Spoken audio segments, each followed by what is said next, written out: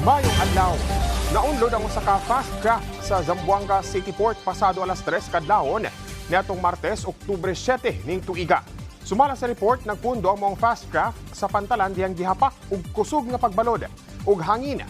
Pagbutyag sa kapitan nga adunay bangag duol sa engine room kung asa nisulod ang tubig. Busa kini ang nahimong hinungdan sa pagkaunlod sa fast craft. Gisulayan pa og pagawas ang tubig dagat pinaagi sa water pump. Apan pasado alas 5 sa buntag, wala na kini nakaya og naunlod ang fast craft.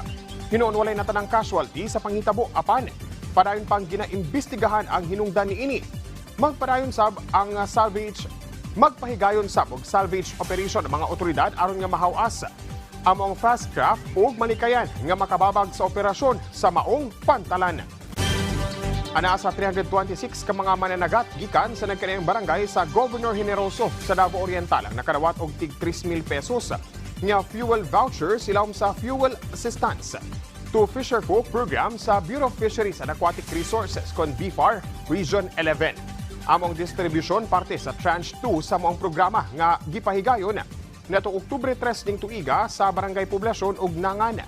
Tumong sa moong programa nga matabangan ang mga mananagat nga apektado sab sa kamahal sa presyo sa gasolina karon ug aron nga masiguro sab nga magpadayon ang ilang o mapadayon ang ilang panginabuhian.